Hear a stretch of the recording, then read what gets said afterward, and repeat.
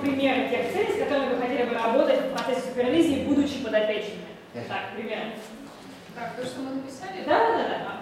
Мы просто с Алексеем сошлись во мнении, что нам важно признание и оценка супервизора, что мы являемся компетентными специалистами в своей области. So we need supervisor to acknowledge that they are competent in their field. So they want some kind of reassurance that they know what they're doing. То есть, чтобы у вас возникла, усилилась уверенность в том, что вы делаете все верно. What you're describing, Kind of proving that they are moving in the right direction. They want someone else to prove that. what she's describing is kind of a balance between positive and negative. То есть некий баланс Finding между, positive things to say in areas where they are. то есть некий баланс между позитивом и негативом, то есть чтобы вам помогли выявить сильные стороны и Сильные выявить слабые. That's an important be aware about those weaknesses. that's certainly a very respectable outcome. Да, и эта цель, этот результат заслуживает уважения. Some others. Еще какие-то из записанных целей? Yes. Для меня важно это возможности дальнейшего роста, чтобы супервизор показал мои сильные и слабые стороны и тем самым показал мне возможность моего дальнейшего профессионального роста. Supervisor will outline the ways how I can grow professionally. All right. That's a pretty general goal. Ну, немножко общо сформулировано. To grow and develop as a professional, То есть развитие в качестве профессионала strengths and weaknesses. и выявление сильных и слабых сторон. If I were your supervisor, I would start a longer conversation with you about what you think your strengths and your weaknesses were. В такой ситуации, если бы я был вашим супервизором, я бы начал короткую беседу о том, что вы сами считаете своими сильными и слабыми сторонами. So we could get more specifics about what we really want to focus in on. А дальше мы могли бы более конкретно сформулировать, на чем мы хотим сосредоточиться. Which is a normal part of the process. Это нормальная часть этого процесса. Now, I'm sure there are a lot more examples out there that you have all written down. We're going to get back to that. А к примерам, к вашим записанным примерам мы еще вернемся. And we're going to make an important point right here. In order to make the evaluation more of a positive experience, to reduce some of that stress and anxiety, we negotiate some of the learning goals and we try to be of service to that supervisee. Чтобы снизить уровень стресса и сделать процесс супервизии успешным, нужно согласовать цели этого обучающего процесса и постараться принести максимальную пользу подопечным. So we've got 3 things already that we can do to reduce some of that stress and anxiety of evaluation. То есть, видите, есть 3 уже вещи, которые можно сделать, чтобы снизить стресс и тревогу, сопряженные с оценкой. Understand the position of the supervisee and understand their defensiveness or vulnerability if it comes up. Понимать положение подопечного и понимать, что он может занять оборонительную позицию или испытывать, быть уязвимым. Deal with individual differences early. На раннем этапе начать работать с индивидуальными особенностями. And work together to generate useful outcomes for both of you. И, наконец, вместе работать над полезным результатом взаимодействия для вас обоих. Okay. Now, something else that's kind of out of your control. Есть еще один аспект, который находится за пределами вашей сферы контроля. It is more about making sure that your evaluations are not simply thrown away. Важно убедиться, что вашу оценку не выкинут после того, как ее получите. That can be enormously frustrating. Потому что это тоже вызывает огромный стресс. If you decide you have found someone that is not developing the way that they should, если вы обнаружили, что кто-то не развивается так, как должен бы, and you decide the evaluation should reflect that, и вы считаете, что оценка должна это отражать, but your administration, your boss, says, we're going to let them through anyway. А ваше начальство или администрация говорят, мы все равно решим продолжать так, как они делают это сейчас. Has anyone had this experience before? С таким опытом вы сталкивались? Да. Когда вашу оценку вот так игнорировали? You thought one thing, but your boss didn't listen to you. То есть у вас была позиция, но к вам начальство не прислушивалось в этом контексте. There might be a couple of reasons for that. Может быть, несколько причин такой ситуации. Sometimes it's just maybe that person that you're dealing with that you evaluated, maybe they have friends in high places. Может быть, у того человека, которого вы оценивали, высокопоставленные друзья. In the United States, though, one of the primary concerns is getting sued. А в США, правда, обычно другая распространенная причина. Люди боятся, что против них подадут судебный иск. Now, yes, it's very sad. Очень печально. Now, the way I would handle something like this is if I had a student that was performing poorly. Что бы сделал я, если бы у меня был учащийся студент или аспирант, который не добивается должных успехов? And I knew they were going to get a poor evaluation. И я знал бы, что этот человек получит низкую оценку. I would first talk to my department chair. Я бы сначала поговорил с своим заведующим кафедрой. Well, I am the department chair now, so I guess I talk to myself. А поскольку я сам заведующий кафедрой, видимо, я поговорил бы сам с собой. And then I would talk to the next person higher up. In this case, it's going to be my dean. А затем я поговорил бы со следующим человеком в этой иерархии, то есть с деканом. I would tell her a bad evaluation is coming. Я бы сказал ей, ждите плохой оценки. And here is the evidence that I have of incompetence. Вот те доказательства, которые я имею относительно некомпетентности этого человека. Then I ask her, И затем я спросил бы ее, are you with me? вы со мной?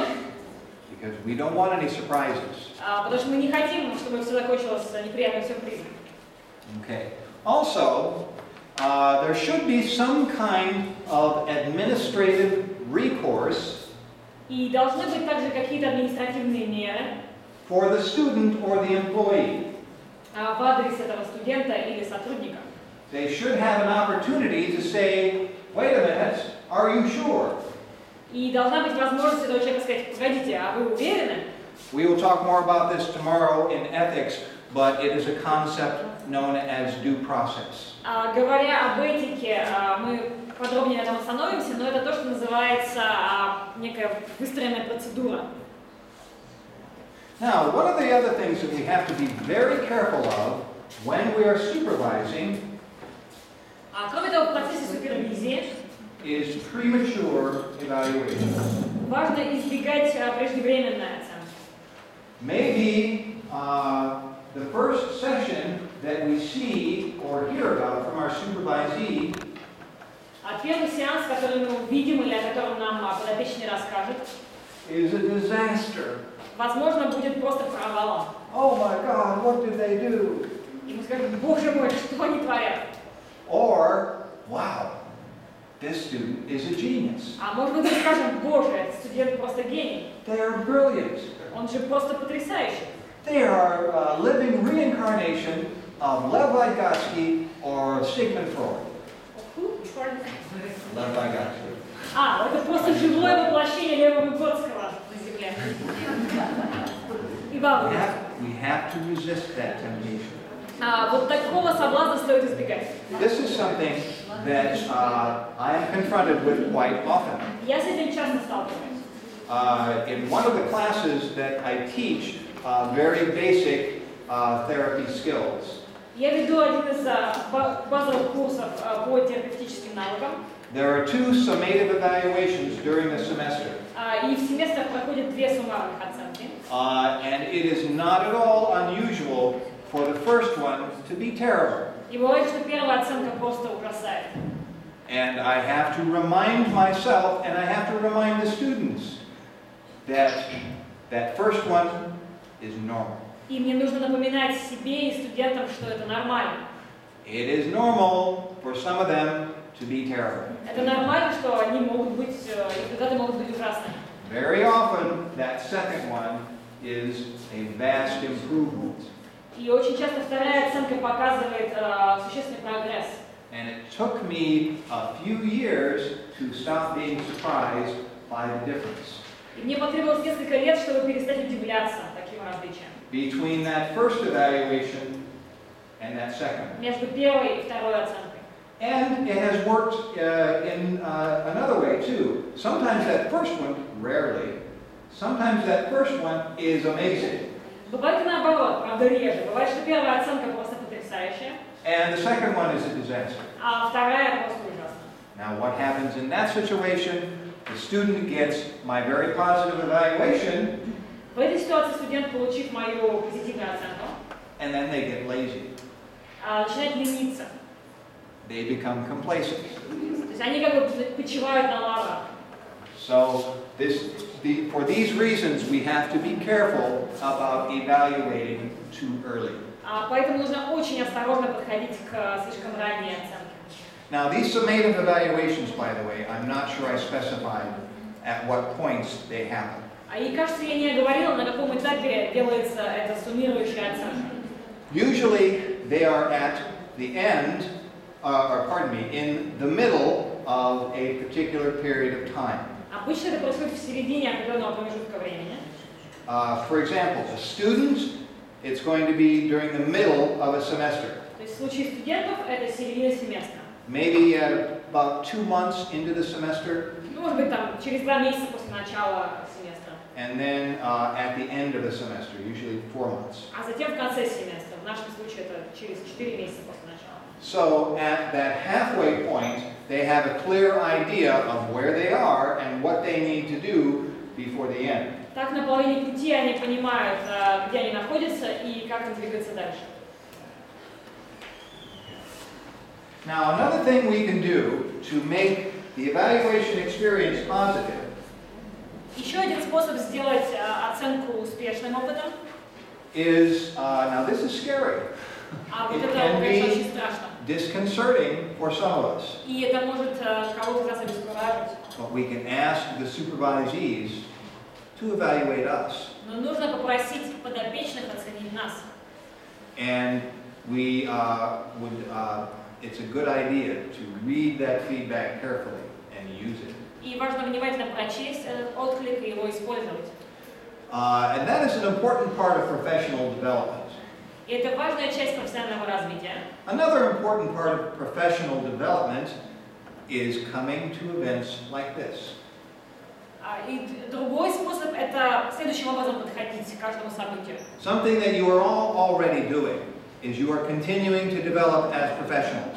Вы все это делаете и так, когда вы развиваетесь как профессионалы. I know some of you in here are students. Кто-то из вас здесь учащиеся. And I also know that some of you are working professionals, some of you are faculty, some of you are teachers. Но некоторые из вас преподаватели, сотрудники университета, практикующие психологи. And you're continuing your education. You're continuing your development. И вы продолжаете свое развитие и свое образование. Hopefully, that's going to show your supervisees that you're also interested in growth. В идеале это покажет вашим подопечным, что вы и сами заинтересованы в росте и развитии. When we are giving feedback to our supervisees, we have to find a very delicate balance. Когда мы даем отклик нашим подопечным, нужно соблюдать баланс Between being positive and being supportive, между поддержкой и позитивным взглядом, but not too personal. но не слишком личным при этом. My question for you is why should we avoid becoming too personal? А почему не нужно иметь слишком личный подход в этой ситуации? Как ты думаешь?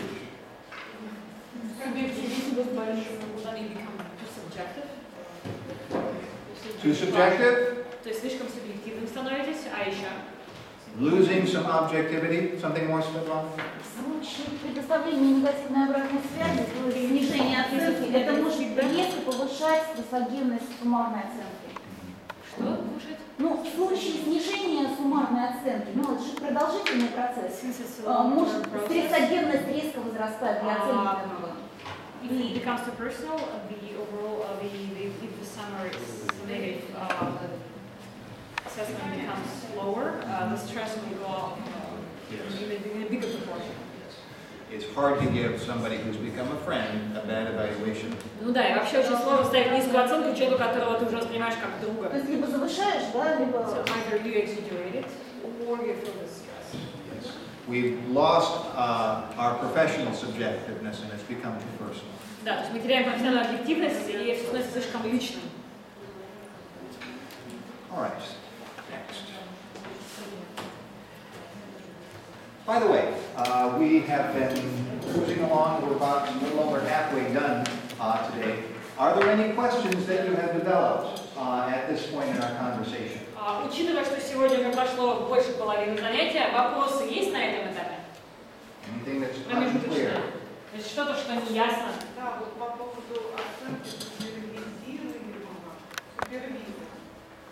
Вот он оценивает то, как работает супервизор, или в целом его работу с ним. As for evaluation of the supervisor by his supervisee, Yes. does this person assess generally the supervisor or the way he or she works with the supervisee? Well, your evaluation can be a specific set of questions that they rate you on, Вы можете дать им определенный список вопросов, и они вам расставят оценку по этим пунктам. or it can just be, they can write their general reaction in a paragraph form. Или могут в вольной форме, в свободной форме выразить свое отношение. Now, it should be anonymous. Ну, Their name should not be on it. но это должно при этом быть анонимно, то есть они не должны подписывать эту оценку. Anything else? Ну, можно еще. Вот сложилось такое мнение, что в принципе оценивание, оно достаточно все равно у супервизора будет субъективным.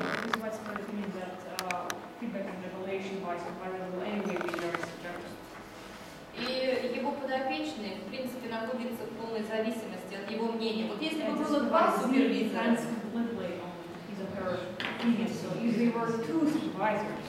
мы бы получили, подопечный бы получил два мнения, две оценки. И они могут быть совершенно различны. You raised an important point. Это важный момент. What I think might be different from what somebody else thinks.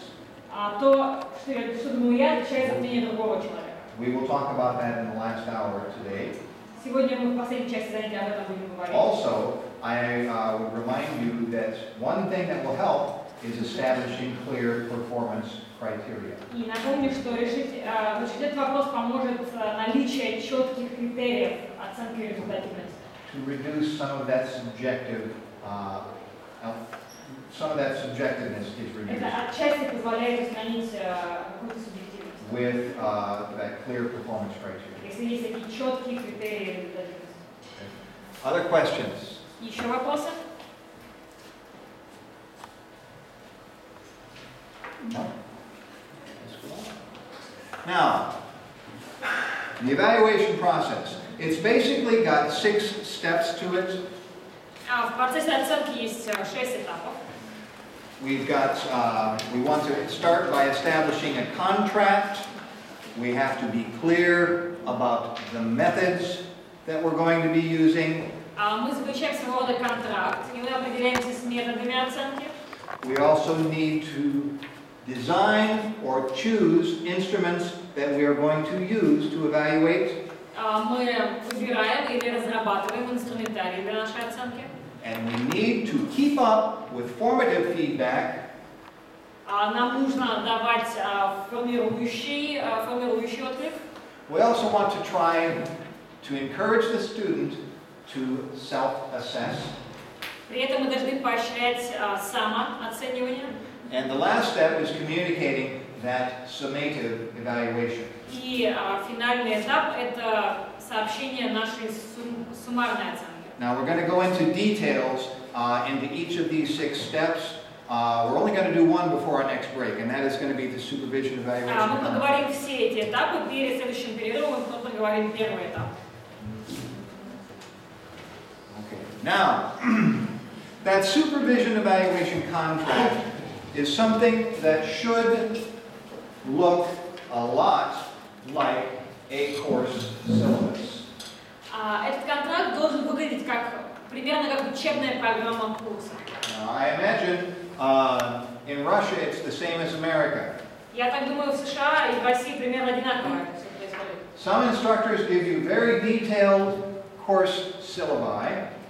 Некоторые преподаватели дают студентам очень подробную программу курса. Once in a while you have an instructor that gives you one page. А иногда преподаватель дает только одну страницу описания. I would go for more detail rather than less. Я считаю лучше, чтобы здесь было больше деталей.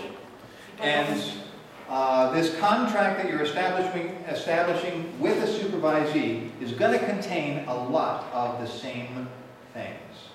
Now, first is going to be the purpose of the supervision, the objectives of the supervision. И в этом контракте должны содержаться прежде всего цели и задачи супервизии.